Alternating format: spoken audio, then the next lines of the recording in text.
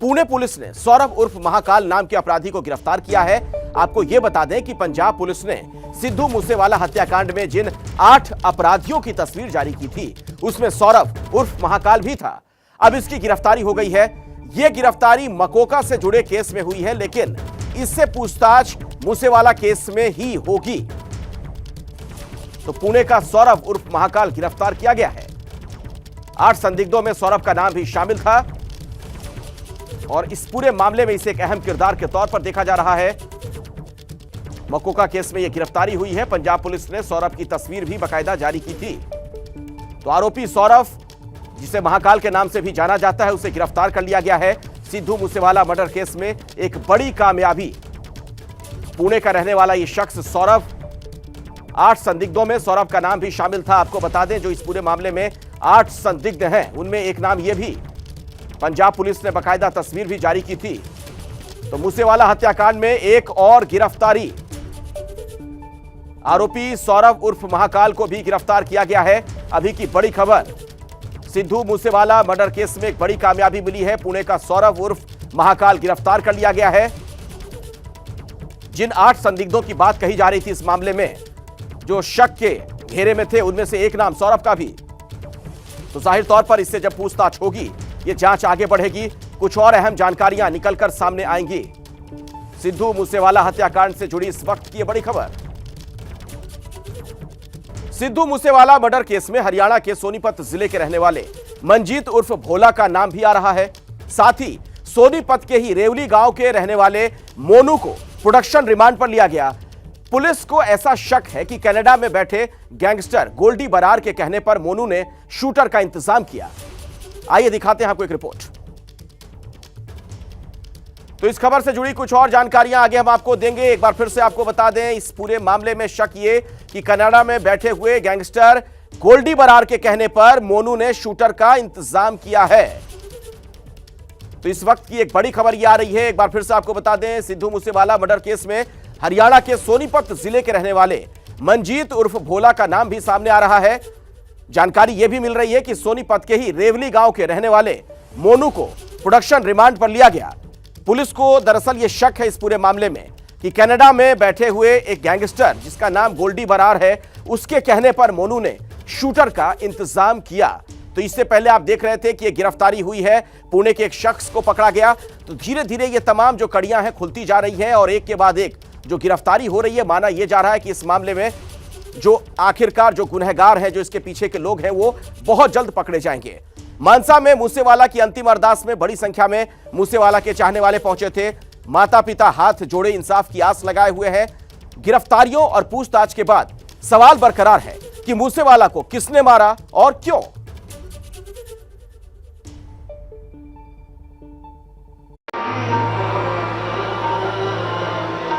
सिद्धू मूसेवाला की हत्या को 11 दिन बीत चुके हैं।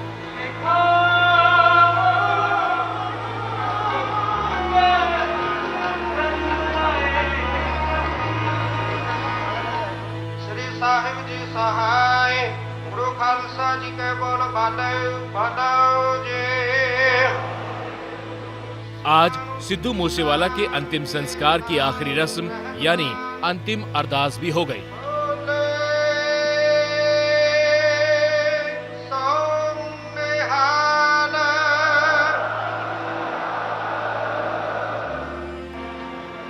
मानसा की अनाज मंडी में बड़ी तादाद में सिद्धू मूसेवाला के फैंस पगड़ी पहनकर अंतिम अरदास में हिस्सा लेने पहुंचे।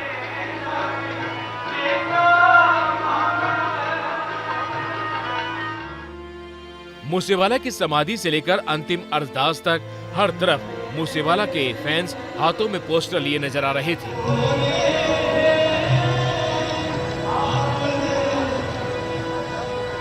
देख सकते हैं कि काफी भीड़ आपको यहाँ पर नजर आ रही होगी। दूर दूर से जो लोग हैं वो यहाँ पर पहुंचे हुए हैं। कोई हरियाणा से आया है, उत्तर प्रदेश के लोग भी जो हैं वो यहाँ पर पहुंच रहे हैं सिद्धू मूसेवाला को अंतिम विदाई देने के लिए। और यहाँ पर आप देखिए तस्वीरें कि उनके पोस्टर्स लेने की यहाँ पर होड़ लगी हुई है, काफी भीड़ लगी हुई है। बेटे सिद्धू मूसेवाला के लिए लोगों का ये प्यार देखकर उनके पिता बलकौर सिंह फिर भावुक हो गए। समर्थकों का सैलाब देखकर उनकी हिम्मत बढ़ी तो एक बार फिर बेटे के लिए इंसाफ की आवाज बुलंद की।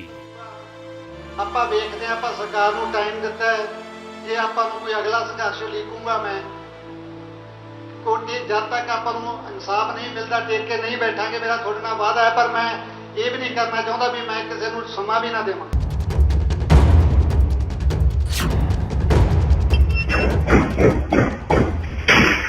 29 मई की शाम मानसा जिले के ही जवाहर के गांव के पास सिद्धू मूसेवाला की अंधाधुंध गोलियों से हत्या कर दी गई थी। पिता बलकौर सिंह बस यही सवाल दोहरा रहे हैं कि आखिर उनके बेटे सिद्धू मूसेवाला का कसूर क्या था, क्यों उन्हें इस बेरहमी से गोलियां मारकर मौत की घाट उतार दिया गया। ਕਿਸੇ ਦਾ ਕਿ ਮੈਨੂੰ ਹਜੇ ਤੱਕ ਇਹ ਵੀ ਨਹੀਂ ਪਤਾ ਵੀ ਮੇਰੇ ਬੱਚੇ ਦਾ ਕਸੂਰ ਕੀ। सिद्धू मूसेवाला मर्डर केस में रेकी करके शूटर को जानकारी पहुंचाने वाले संदीप उर्फ केकड़ा समेत 8 आरोपियों की अब तक गिरफ्तारी हो चुकी है। इनमें से 4 शूटर्स की पहचान भी की जा चुकी है। सिद्धू मूसेवाला केस में अब तक जो भी गिरफ्तारियां हुई है उसमें रैकी करने से लेकर हथियार मुहैया कराने वाले और गुनाहगारों को पनाह देने वाले लोग शामिल हैं, लेकिन अब तक कत्ल के असली कसूरवारों का चेहरा साफ नहीं हो पाया है। सिद्धू मूसेवाला की हत्या के बाद से गैंग वॉर जैसी बातें होने लगी हैं और इस हत्या के पीछे गैंगस्टर लॉरेंस बिश्नोई और सचिन बिश्नोई और कनाडा में बैठे गैंगस्टर गोल्डी बराड़ तक के नाम आ रहे हैं। गोल्डी बराड़ ने तो सोशल मीडिया पर हत्या की जिम्मेदारी भी ली। स्पेशल सेल के सूत्रों की माने तो गैंगस्टर लॉरेंस बिश्नोई ने पूछताछ में बताया है कि वो और गोल्डी बराड़ चाहते थे कि सिद्धू मूसेवाला उनके लिए गाना गाए। इसके लिए दोनों के गुर्गों ने कई बार सिद्धू मूसेवाला को धमकाया भी था। इतना ही नहीं, सूत्रों का दावा है कि लॉरेंस बिश्नोई पेशी के दौरान फरार भी हो सकता है। सूत्रों का दावा है कि अगर लॉरेंस बिश्नोई को जमानत मिली तो वो गैंग वॉर के डर से फौरन विदेश भाग जाएगा। इतना ही नहीं, पेशी के दौरान उसे भगाने की कोशिश भी हो सकती है। सिद्धू मूसेवाला की हत्या के बाद से ही पंजाब में गैंग वॉर का खतरा मंडरा रहा है। कोई मूसेवाला की मौत की जिम्मेदारी ले रहा है तो कोई मौत का बदला लेने की बात कर रहा है। इसी कड़ी में सोशल मीडिया पर पंजाबी सिंगर मनकीरत औलख को भी निशाना बनाया जाने लगा। सोशल मीडिया पर चल रहे इन आरोपों से परेशान होकर आज मनकीरत औलख ने सिद्धू मूसेवाला की मां के साथ अपना एक वीडियो शेयर किया। साथ ही मनकीरत ने लिखा कि उनके खिलाफ चाहे कितना भी झूठ फैलाया जाए, लेकिन वो किसी मां से उसके बेटे को जुदा करने की बात सोच भी नहीं सकते। चलो जी भाई ऐ कर सिद्धू का गाना ला दे टक्का, ठीक है। अंतिम अरदास में पिता का नाम किसी विवाद में नहीं खींचने की अपील की। ਸਿੱਧੂ ਤਾਂ ਨਹੀਂ ਬਣ ਸਕਦਾ, ਪਰ ਉਹਦੇ ਕਦਮਾਂ ਦੇ ਚੱਲਣ ਦੀ ਕੋਸ਼ਿਸ਼ ਕਰੂੰਗਾ। ਮੇਰੀ ਕੋਸ਼ਿਸ਼ ਹੈ ਵੀ ਹਲੇ ਸਿੱਧੂ ਨੂੰ ਮੈਂ 5-10 ਸਾਲ ਤੱਕ ਜਿਉਂਦਾ ਰੱਖਾਂ, ਕਿਉਂਕਿ ਸਿੱਧੂ ਗੀਤਾਂ ਰਾਹੀਂ ਤੁਹਾਡੇ ਕੰਨਾਂ ਦੇ ਵਿੱਚ ਵੱਜਦਾ ਰਹੂਗਾ। ਮੇਰਾ ਤੁਹਾਡੇ ਨਾਲ ਵਾਅਦਾ ਇਸ ਗੱਲ ਦਾ, ਮੈਂ ਜਿੰਨੀ ਹਿੰਮਤ ਦੇ ਨਾਲ ਪੁੱਤ ਦਾ ਸੰਸਕਾਰ ਕੀਤਾ ਉਨੀ ਹਿੰਮਤ ਦੇ ਨਾਲ ਸਿੱਧੂ ਨੂੰ ਤੁਹਾਡੇ ਨਾਲ ਹਰ ਆਖਰੀ ਸਾਹ ਤੱਕ ਜੋੜਨ ਦੀ ਕੋਸ਼ਿਸ਼ ਰੱਖੂੰਗਾ। लेकिन मूसेवाला की इस मर्डर मिस्ट्री से पर्दा उठना भी जरूरी है। जरूरी है कि मूसेवाला के परिवार को इंसाफ मिले और मूसेवाला के गुनहगारों को कड़ी सजा मिले। सिद्धू मूसेवाला मर्डर केस में हरियाणा के सोनीपत जिले के रहने वाले मंजीत उर्फ भोला का नाम भी आ रहा है। साथ ही सोनीपत के ही रेवली गांव के रहने वाले मोनू को भी प्रोडक्शन रिमांड पर लिया गया। पुलिस को यह भी शक है कि कनाडा में बैठे गैंगस्टर गोल्डी बराड़ के कहने पर मोनू ने शूटर का इंतजाम किया। आइए सीधे हम आपको लिए चलते हैं, हमारे साथ हमारे वरिष्ठ सहयोगी जगविंदर पटियाल इसी खबर पर जुड़ गए हैं ज्यादा जानकारी के साथ। जगविंदर, जैसे जैसे जांच आगे बढ़ रही है ऐसा लग रहा कोई फिल्मी स्क्रिप्ट हो, कनाडा में बैठा शख्स यहां पर शूटर का इंतजाम कर रहा था। देखिए, गोल्डी बराड़ जो है वो उसका पिछले कई दिनों से इस तरह की वारदातों में नाम आ रहा है। फरीदकोट में 2 घटनाएं हुई थी, एक 2020 में हुई, 2021 में एक हत्या हुई, एक हत्या की कोशिश का और आर्म्स एक्ट का केस दर्ज हुआ था। उसमें गोल्डी बराड़ का नाम बड़ी प्रमुखता से आया था कि उसने ही साजिशन इन घटनाओं को अंजाम दिलवाया है। लिहाजा पंजाब पुलिस ने 19 मई को यानी सिद्धू मूसेवाला की हत्या से 10 दिन पहले सीबीआई को ये ऑफिशियल चिट्ठी भेजी थी कि इसका रेड कॉर्नर नोटिस जारी किया जाए। लेकिन जब सिद्धू मूसेवाला की हत्या हो गई और 30 तारीख को दिल्ली पुलिस ने कहा कि रेड कॉर्नर नोटिस इशू किया जाएगा गोल्डी बराड़ का, तो आज उसके 10 दिन बाद आज पंजाब पुलिस कह रही है कि ये चिट्ठी तो उन्होंने 19 मई को ही भेज दी थी गोल्डी बराड़ के रेड कॉर्नर नोटिस के लिए। यानी नामी अपराधियों के रिकॉर्ड को लेकर भी इतनी कंफ्यूजन पुलिस में नहीं होनी चाहिए। दूसरी बात यह है कि जो पाकिस्तान में बैठा आईएसआई का एजेंट है पिंदर सिंह रिंडा, उसका भी red corner notice Punjab police ने 5 मई को जारी करने के लिए चिट्ठी लिखी थी सीबीआई को। अब मसला ये हो रहा है कि ये पूरा मामला लॉरेंस बिश्नोई के साथ साथ गोल्डी बराड़ इसमें मुख्य भूमिका में आ रहा है और गोल्डी बराड़ ने ही तमाम लोगों से रैकी करवाकर और इस पूरी वारदात को अंजाम दिया। और एक खास फैक्ट ये भी है कि गुरलाल बराड़ जो कजिन था गोल्डी बराड़ का, उसकी चंडीगढ़ में हत्या की गई थी और उसका इल्जाम आया था बम्बीहा ग्रुप के शूट पर। माना ये जा रहा है कि उसी का बदला लेने के लिए ये हत्या को अंजाम दिया गया और जो मोहाली का बिट्टू मिड्डूखेड़ा मर्डर केस था उसका बदला लेने के लिए लॉरेंस बिश्नोई और जो गोल्डी बराड़ है उसने इस घटना को अंजाम दिलवाया है। चलिए, शुक्रिया जगविंदर पटियाल इस जानकारी के लिए आपका। और इस बीच दर्शकों को हम बता दें कि एक और बड़ी खबर आ रही है, इस खबर से जुड़ी जानकारी भी आपको देंगे। इस बीच ये जानकारी जो हम आपको दे रहे थे गोल्डी बराड़ के इशारे पर कैसे इस घटना का कांड को अंजाम दिया गया, मूसेवाला की हत्या की जिम्मेदारी गोल्डी बराड़ ने ली है, कौन है ये वो आपको बता दें। दरअसल एक कुख्यात गैंगस्टर के तौर पर इसकी पहचान रही है। पूरा नाम इसका सतविंदरजीत सिंह बराड़ और कनाडा से लॉरेंस गैंग चलाने वाला ये बताया जाता है। इसके बारे में अब तक की जानकारी के मुताबिक पंजाब की कोर्ट का भगोड़ा अपराधी है, यानी कि इसकी लंबे वक्त से तलाश है। गोल्डी पर पंजाब में कुल 16 आपराधिक मामले दर्ज हैं। और अभी की एक बड़ी खबर आपको बता दें, राजस्थान से खबर है। राजस्थान के श्रीगंगानगर में लॉरेंस बिश्नोई गैंग के एक गुर्गे को पिस्तौल के साथ गिरफ्तार किया गया। बड़ी बात यह कि लॉरेंस बिश्नोई गैंग के इस गुर्गे राजवीर ने कनाडा में एक सोशल मीडिया को दिए इंटरव्यू में मूसेवाला की हत्या को लेकर कई दावे किए थे। आरोपी राजवीर ने बताया था कि हत्या में कौन कौन शामिल था और अगला टारगेट सलमान खान को बताया गया था, जिसका ऑडियो भी वायरल हुआ था। तो मूसेवाला की हत्या में ऑडियो वायरल हुआ था, मूसेवाला की हत्या में शामिल लोगों के नाम बताए गए थे। और इसी खबर पर अधिक जानकारी के लिए सीधे हम आपको लिए चलते हैं। मनोज वर्मा हमारे सहयोगी जुड़ गए। मनोज, और क्या कुछ पता चला इसके बारे में?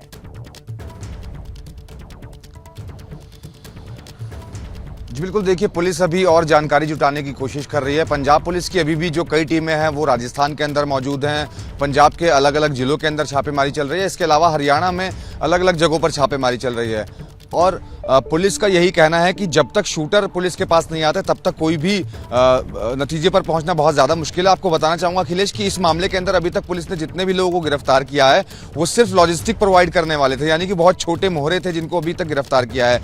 जिन लोगों ने गोली चलाई थी, जिन लोगों ने शूट आउट किया था, उनमें से अभी तक एक भी आरोपी को पुलिस पकड़ नहीं पाई है। यही वजह है कि पुलिस एग्जैक्ट नहीं बता पा रही है कि आखिरकार इस हत्याकांड के पीछे की वजह क्या थी। तो कहीं ना कहीं पुलिस भी ज़्यादा प्रेशर में नजर आ रही है। लगातार पुलिस कोशिश जरूर कर रही है कि हम जो हत्यारे थे उन तक पुलिस पहुंच जाए, लेकिन पुलिस नहीं पहुंच पा रही है क्योंकि जो जानकारी मिल रही है उसके मुताबिक ये प्लानिंग कोई एक दिन में नहीं की गई थी। जनवरी से ही इस प्लानिंग को शुरू कर दिया गया था। जनवरी में भी एक बार मूसेवाला की रैकी की गई थी और उस वक्त हत्यारे इस वक्त इसलिए नाकाम रहे थे क्योंकि उन्होंने देखा कि उनके पास सिक्योरिटी गार्ड है और उनके पास AK-47 है। तो ये जो प्लानिंग थी वो काफी टाइम से चल रही थी। पुलिस के लिए काफी मुश्किल है अभी शूटर्स तक पहुंचना। शूटर्स तक पहुंचने के बाद ही पुलिस किसी नतीजे पर पहुंच पाएगी और हत्याकांड की गुत्थी से पर्दा उठा पाएगी। जी चलिए, शुक्रिया मनोज वर्मा इस जानकारी के लिए आपका।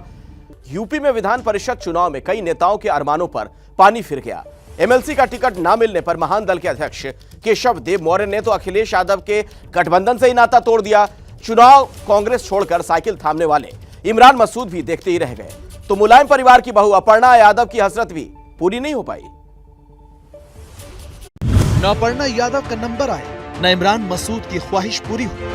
बीजेपी और समाजवादी पार्टी ने यूपी के विधान परिषद चुनाव के लिए उम्मीदवारों की जो लिस्ट जारी की है उसमें इन दोनों का नाम नहीं है। मुलायम सिंह यादव की बहू अपर्णा यादव एन विधानसभा चुनाव के दौरान समाजवादी पार्टी छोड़कर बीजेपी में आई थी, तो इमरान मसूद भी कांग्रेस छोड़कर समाजवादी पार्टी में आई थी। अपर्णा यादव को बीजेपी ने बड़े ही धूमधाम से पार्टी में शामिल कराया था। तब से ही इस बात की बड़ी चर्चा थी कि बीजेपी उन्हें एमएलसी बना सकती है। हालांकि पार्टी में शामिल करने के लिए उन्होंने ऐसी कोई शर्त नहीं रखी थी, लेकिन मुलायम परिवार की छोटी बहू होने के नाते बीजेपी ने चुनाव में उन्हें पार्टी का स्टार प्रचारक बनाया और अपर्णा ने भी समाजवादी पार्टी के खिलाफ जमकर चुनाव प्रचार भी किया था।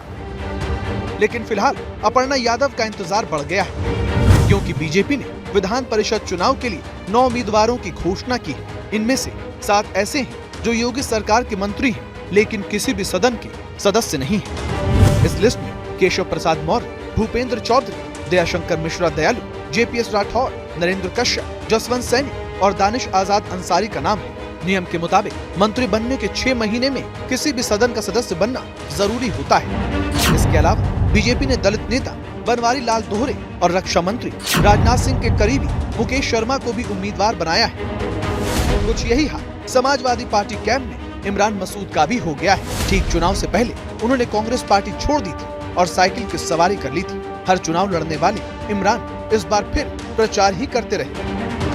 अखिलेश यादव ने इमरान मसूद को टिकट नहीं दिया और उन्हें यह भरोसा दिया था कि चुनाव जीतने पर पार्टी उनका मान सम्मान करेगी।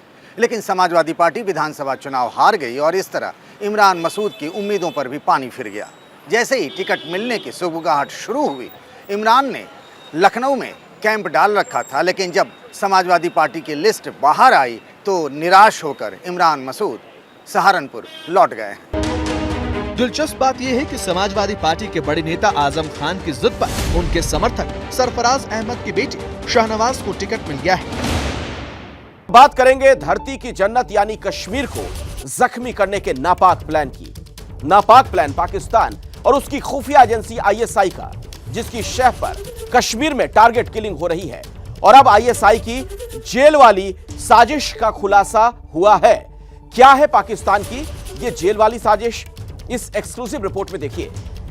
कश्मीर की जेलों से चल रहा है घाटी में आतंकी नेटवर्क। पाकिस्तान को चलाने वाली आईएसआई से मिल रहा है कश्मीर में टारगेट किलिंग का एजेंडा। जम्मू कश्मीर में बढ़ती टारगेट किलिंग और आतंकी हमलों के बीच ये नए और बड़े खुलासे हुए हैं और साजिश के केंद्र में वही पाकिस्तानी खुफिया एजेंसी आईएसआई है, जिसके इशारे पर भारत सालों से आतंक के घाव झेल रहा है। लेकिन कश्मीर में आतंक की कमर टूटते देख बौखलाई आईएसआई ने अपनी घिनौनी साजिश को नई शक्ल दी, जिसे संवाददाता ओम प्रकाश तिवारी आपके सामने ला रहे हैं। सूत्रों ने बताया कि खुफिया एजेंसियों ने पिछले दिनों कश्मीर की कोट भलवाल जेल समेत कुछ जेलों में छापेमारी की थी। इस छापेमारी के दौरान कुछ आतंकवादियों से मोबाइल फोन और सिम कार्ड बरामद हुए। इन सामानों की जांच के दौरान पाक की ये नापाक साजिश सामने आई थी, जिसके बाद अब ऐसे आतंकियों की लिस्ट बननी शुरू हो गई है जो लगातार पाकिस्तान में बैठे अपने आकाओं के संपर्क में है और जल्द ही इन्हें कश्मीर की जेल से निकालकर भारत की दूसरी जेलों में ट्रांसफर किया जाएगा। जम्मू कश्मीर में अभी कुल 14 जेलें हैं, जिनमें 2 केंद्रीय जेल हैं, तो 8 जिला जेल, 3 सब जेल और 1 स्पेशल जेल। और इन जेलों में कई कश्मीरी और पाकिस्तानी आतंकी कैद हैं। इन जेलों की छानबीन कुछ दिन पहले जब केंद्रीय खुफिया और सुरक्षा एजेंसियों ने की तो कई खुलासे होते चले गए।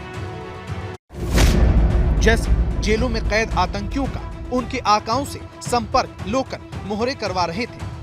इन लोकल मोहरों को आतंकी पाकिस्तान में बैठे आईएसआई के गुर्गों के फोन नंबर देते थे और उनसे संपर्क करने को कहते थे। उसी संपर्क के दौरान आईएसआई की ओर से निर्देश जारी हो रहे थे, जैसे बड़े हथियारों को लेकर नहीं घूमना, बड़े टारगेट नहीं करने। लोकल मोहरे यानी गुमराह किए गए कश्मीरी नौजवानों को जिम्मेदारी दी जा रही थी कि वो पता करें कि किस दफ्तर में कौन कौन और कितने गैर कश्मीरी काम करते हैं। उनकी पहचान के बाद उन्हें गोली मारने को कहा गया था, चाहे वो सड़क पर खड़े हों या दफ्तर में बैठे हों।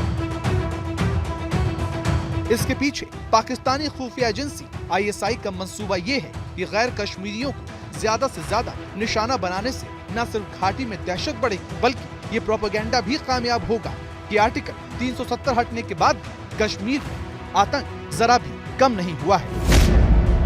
सूत्रों के मुताबिक ड्रोन और ड्रग्स स्मगलरों के जरिए भारत की सीमा वाले इलाकों में छोटे लेकिन घातक हथियार लगातार पहुंचाने के निर्देश भी आईएसआई की ओर से दिए गए, ताकि जो आतंकी घाटी में पहले से मौजूद है उन्हें हथियारों की कमी न हो। जैसा कि जम्मू कश्मीर के अखनूर सेक्टर में देखने को मिला, जहां सीमा पार से आए ड्रोन ने बच्चों के टिफिन बॉक्स में भरकर 3 मैग्नेटिक IED बम भेजे, लेकिन हमेशा की तरह पाकिस्तान की ये साजिश भी धरी की धरी रह गई। और इस बीच कश्मीर के हालातों पर केंद्रीय गृह मंत्री अमित शाह की बैठक से क्या बड़ी खबर निकल कर आई है, जरा वो भी जान लीजिए। सूत्रों के मुताबिक इस बैठक में केंद्रीय गृह मंत्री ने कश्मीर के हालातों को लेकर कड़ा रुख अपनाया और अधिकारियों को स्पष्ट निर्देश दिए कि आतंकियों को गोली का जवाब गोली से दिए जाने के साथ ही उनकी जड़ पर जोरदार प्रहार किया जाए, जिससे आतंक का सफाया हो सके। और ऐसा हो भी रहा है। गवाह कश्मीर के कुलगाम, सोपोर और कुपवाड़ा जिले से आई ये तस्वीरें हैं, जहां सुरक्षा बलों ने 24 घंटों में 4 आतंकियों को ढेर कर दिया और बहुत जल्द घाटी में मौजूद वो आतंकी भी एक एक ठिकाने लगा दिए जाएंगे जो टारगेट किलिंग से बेगुनाहों की जान ले रहे हैं। जब दिया बुझता है तो बुझते समय लौ तेज हो जाती है। आतंकवाद को जिस तरह से निर्दोष लोगों के लिए हथियार बनाया जा रहा है, प्रशासन और सिक्योरिटी फोर्सेस अपना काम मुस्तैदी से करेंगे और मैं समझता हूं कि जम्मू कश्मीर में तभी शांति कायम की जा सकती है। अब हम कश्मीर की आज एक ऐसी तस्वीर आपको दिखाने जा रहे हैं जिसमें आतंक की हार है, आस्था की जीत। आस्था मां खीर भवानी के उन भक्तों की जो बिना किसी डर के मां के दरबार तक पहुंच रहे हैं। तो कैसे आतंक हारेगा और कश्मीर जीतेगा? कश्मीर के गांदरबल जिले के खीर भवानी मंदिर से निधि श्री की ये एक्सक्लूसिव रिपोर्ट देखिए।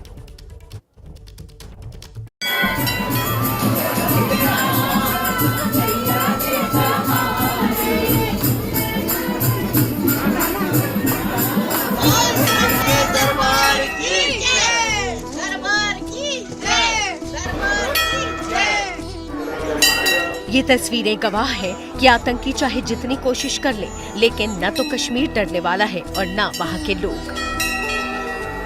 माता रानी है तो कोई परेशानी नहीं है, कोई डर नहीं है। ये उनके ऊपर तमाचा मिला है कि हम यहाँ पहुँचे सही सलामत। कोई डर नहीं है, कोई कुछ नहीं है यहाँ पर। न मन में डर है और न कोई खौफ। दूर दूर से श्रद्धालु कश्मीर के गांदरबल जिले में खीर भवानी के मंदिर में पहुँच रहे हैं। सच्चे दरबार की जय, दरबार की जय। खीर भवानी मंदिर में ज्येष्ठ अष्टमी के मौके पर मेला लगा है और इस मेले में कल के मुकाबले आज तस्वीर बदली बदली से दिखी। बड़ी संख्या में भक्त पहुंचे और मां की भक्ति में झूमते दिखे।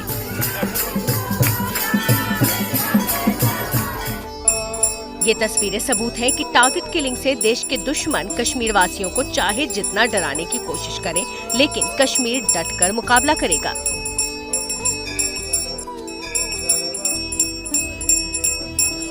कल के अपेक्षा यानी कल के मुकाबले आज जो है बड़ी संख्या में लोग पहुंचे हैं और कल जिसकी बात हो रही थी कि अगर यहाँ पर श्रद्धालु नहीं पहुंचेंगे तो ये संदेश जाएगा कि हथियार जीत गया और हौसला हार गया। लेकिन आज जो मैं तस्वीर देख रही हूँ मंदिर प्रांगण से, मैं ये कहूंगी कि दूर दराज से लोग पहुंचे और सामने ये परिवार है। हम कश्मीर से ही है, लोकल है यहाँ के, लोकल है। माता रानी का आशीर्वाद बिल्कुल मिल गया, वो तो हमेशा साथ में है। माता रानी का हमेशा साथ में आशीर्वाद।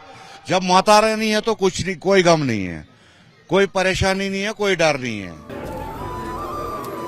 न सिर्फ जम्मू कश्मीर, दूसरे राज्यों से भी श्रद्धालु खीर भवानी के दर्शन के लिए पहुंच रहे हैं और कह रहे हैं कि मां के दरबार में डर कैसा। दिल्ली से हम निकले परसों और आज पहुंच गए यहाँ पे। आने का सीधा सीधा मतलब यही है कि जो लोग ये कहते थे कि आप लोग नहीं पहुंचेंगे तो वो सक्सेसफुल हो जाएंगे, उनको कामयाबी मिल जाएगी कि यहाँ पर डर जीत गया। आप लोग पर ये उनके ऊपर तमाचा मिला है कि हम यहाँ पहुँचे सही सलामत और यहाँ की व्यवस्था हमें बहुत अच्छी लगी है। बहुत अच्छी तरह से हम पहुँच गए, हमें कोई डर नहीं है, कोई कुछ नहीं है यहाँ पर। हम मुसलमान भाई भी बहुत ही कोऑपरेट कर रहे हैं हमारे साथ। हिंदू मुस्लिम भाईचारे का संदेश देने के लिए आसपास के इलाकों से मुस्लिम लोग भी हिंदू श्रद्धालुओं के स्वागत के लिए पहुंच रहे हैं। मजहब नहीं सिखाता आपस में बैर रखना। खीर भवानी मंदिर परिसर के अंदर से अलग अलग तस्वीरें मैं आप तक पहुंचा रही हूं, लेकिन इस बीच किस तरह से हिंदू मुस्लिम भाईचारे का संदेश देने की भी यहाँ कोशिश हो रही है। शेख जावेद हमारे साथ है। हम बड़े खुश होते हैं, हम 5 किलोमीटर पैदल चलकर आए यहाँ अपने भाइयों का इस्तकबाल करने के लिए। ये हमारे सकाफत का हिस्सा है, हमारे जिस्म के टुकड़े हैं, हमारे लोकल। हम कल से इनका इंतजार कर रहे थे। मुस्लिम समुदाय की कुछ लड़कियां भी खीर भवानी में अपनी आस्था जाहिर करने के लिए मां के दर पर आईं, जिनसे एबीपी न्यूज संवाददाता निधि ने बात की। हर साल आती हैं आप लोग? हाँ जी, हर साल आते हैं। हर साल आती हैं। मैं एक आप लोगों से सवाल करना चाहती हूँ, जो लोग भी कहते हैं कि हिंदू मुसलमान के बीच मतभेद है, लड़ाइयाँ हैं, आप लोग यहाँ पहुँची हैं, क्या संदेश देने की कोशिश करें? मतलब सारे जो भी रिलीजन्स हैं वो बराबर होते, किसी में कोई भेदभाव नहीं करना। इनमें फर्क नहीं करना चाहिए, क्योंकि भाईचारा है। अब चाहे हिंदू हो चाहे मुस्लिम है, हम आपस में भाई बहन है, ऐसा कुछ हमारा मानना है। कश्मीर के खीर भवानी मंदिर में रिपोर्टिंग करने पहुंची एबीपी न्यूज संवाददाता को अमृतसर का एक परिवार भी मिला, जो लगभग हर साल यहाँ पहुँचता है। इस परिवार ने निधि को बताया कि इस साल श्रद्धालु कम पहुँच रहे हैं। दूर दराज से जो लोग पहुंचे हुए हैं, कोई ओम बना रहा है, कोई स्वस्तिक के रूप में दिया जला रहा है, और स्वस्तिक का मतलब ही मंगल होता है, सब कुछ मंगलमय हो, कल्याण हो। और ये परिवार है, कहाँ से आई? अमृतसर से मैम, हम अमृतसर से आई हैं। जब मैंने देखा आप जो है पूरे परिवार के साथ यहाँ पर दिया जला रही थी, तो हर साल आती है? हम कोशिश करते हैं कि हम हर साल आए, but we are the private employees, तो हमें जैसे ही ऑफिस से छुट्टी मिलती है तो हम पूरा कोशिश करके कि हम प्रेजेंट। सवाल आपसे करना चाहूंगी, कश्मीरी पंडितों की हत्या पिछले दिनों में हुई है, तो लोगों के मन में रोष, उसके बावजूद लोग पहुंचे हैं, आप इस पर क्या कहना चाहेंगे? ये श्रद्धा है माता का और सबका विश्वास है। हम यही उम्मीद कर रहे हैं कि कभी ना कभी ये हालात अच्छे होंगे और हम फिर एक साथ। आज तो आपने क्राउड उतना देखा ही नहीं है, यहाँ तो पैर रखने की जगह नहीं होती है। जम्मू कश्मीर में पिछले कुछ महीनों से हालात बिगड़े हुए हैं। आतंकवादी आम लोगों की हत्या कर रहे हैं। 2022 में अब तक कश्मीर के अलग अलग जिलों में आतंकी 20 आम नागरिकों को निशाना बना चुके हैं। यही वजह है कि हर साल के मुकाबले खीर भवानी मंदिर में आधे से भी कम श्रद्धालु पहुँचे। लेकिन जितने भी पहुँचे, उनका विश्वास यही है कि कश्मीर के हालात बदलेंगे और मां खीर भवानी के आशीर्वाद से एक बार फिर घाटी में अमन और चैन होगा। हाल ही में हुए 5 राज्यों के विधानसभा चुनाव में बीजेपी ने उत्तर प्रदेश और उत्तराखंड के साथ साथ 4 राज्यों में जीत का चौका लगाया। इस जीत से बीजेपी के हौसले बुलंद हैं। इसी बुलंद हौसले के साथ अब बीजेपी 2024 की चुनावी तैयारियों में जुटी हुई है। उत्तर से लेकर दक्षिण और पूर्व से लेकर पश्चिम तक बीजेपी चुनावी मोड में है। दक्षिण में विजय का परचम फहराने के लिए बीजेपी ने प्लान 120 बनाया है। तो बीजेपी का दक्षिणायन प्लान इस रिपोर्ट से आप समझिए। भारत माता की, भारतीय जनता पार्टी। दक्षिण भारत में लोकसभा की कुल सीटें हैं 120 और चेहरा सिर्फ एक, प्रधानमंत्री नरेंद्र मोदी। बीजेपी ने मिशन साउथ का जो प्लान बनाया है, उसका लब्बो-लुबाब यही है। पीएम मोदी के मेगा शो से दक्षिण में दम दिखाएगी बीजेपी। 2024 के लोकसभा चुनाव के लिए बीजेपी ने साउथ प्लान तैयार कर लिया है। इस प्लान में बीजेपी अपने सबसे बड़े और लोकप्रिय नेता यानी कि नरेंद्र मोदी के चेहरे पर अपना दम दिखाएगी। पीएम मोदी के चेहरे के साथ बीजेपी तेलंगाना सीएम के चंद्रशेखर राव, एआईएमआईएम के नेता ओवैसी और स्टालिन को घेरने के लिए चुनावी चक्रव्यूह तैयार कर रही है। बीजेपी ने मिशन साउथ के लिए 2 और 3 जुलाई को हैदराबाद में राष्ट्रीय कार्यकारिणी की बैठक का आयोजन किया है।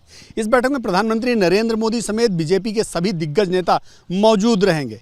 पार्टी की योजना है कि दक्षिण में पार्टी को न सिर्फ प्रसारित किया जाए, बल्कि इस शो के जरिए पार्टी प्रधानमंत्री नरेंद्र मोदी की लोकप्रियता को भी भुनाना चाहती है, जिसका फायदा आने वाले लोकसभा चुनाव में 5 राज्यों में साउथ के लिया जा सके। बीजेपी दक्षिण के 5 राज्यों में अपनी पकड़ मजबूत करने की तैयारी में है। बीजेपी का फोकस तमिलनाडु, केरल, कर्नाटक, तेलंगाना और आंध्र प्रदेश पर है। इन 5 में से सिर्फ एक राज्य कर्नाटक में बीजेपी की सरकार है। अगर लोकसभा में इन राज्यों की सियासी ताकत की बात करें तो तमिलनाडु में 39, केरल में 20, कर्नाटक में 28, तेलंगाना में 17, आंध्र प्रदेश में 25 सीटें हैं। यानी देश के लोकसभा की 543 सीटों में 120 सीटें इन्हीं 5 राज्यों में हैं। इस बैठक को लेकर बीजेपी की तैयारियां तेज हैं। मिशन 120 के लिए बीजेपी के संगठन मंत्री बीएल संतोष और तेलंगाना बीजेपी के अध्यक्ष संजय कुमार बंडी के बीच बड़ी बैठक हुई है। इस बैठक में तेलंगाना के 40 से ज्यादा नेता शामिल हुए हैं। साथ ही साथ तेलंगाना के नेताओं ने पीएम मोदी से भी मुलाकात की है।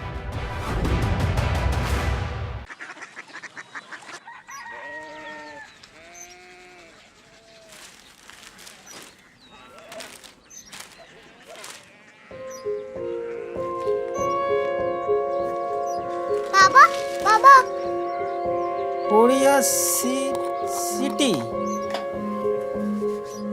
जानी ना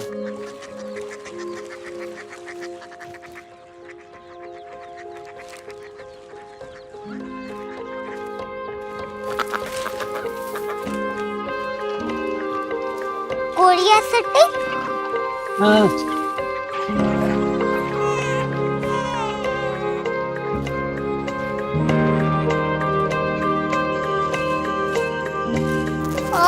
कोरिया सिटी कहाँ पे है? शहर अंग्रेजी लगे हैं।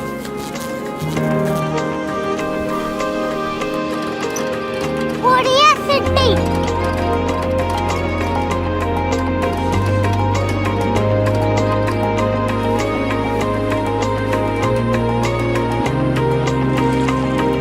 वो बहुत दूर है।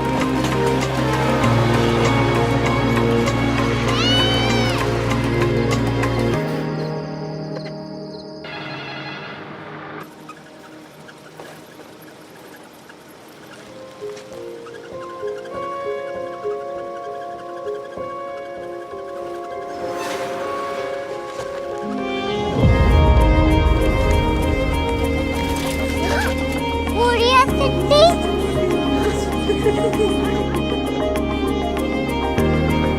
दुनिया कुछ लोग बड़े होते हैं। कोरिया सिटी कहाँ है? प्रोफेसर साहब को पता होगा।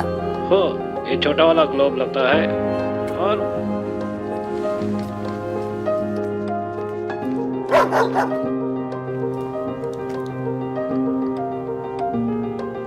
पता नहीं, मेरी बेटी से जाके मिल लो, शायद उसे मालूम हो।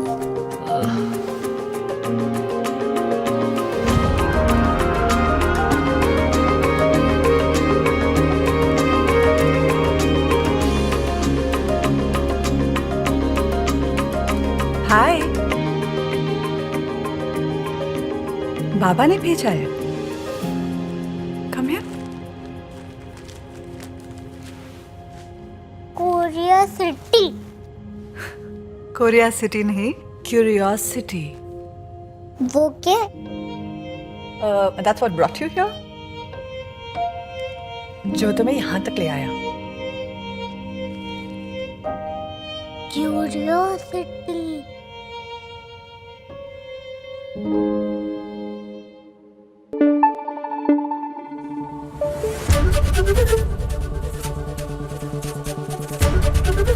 एबीपी न्यूज आपको रखे आगे।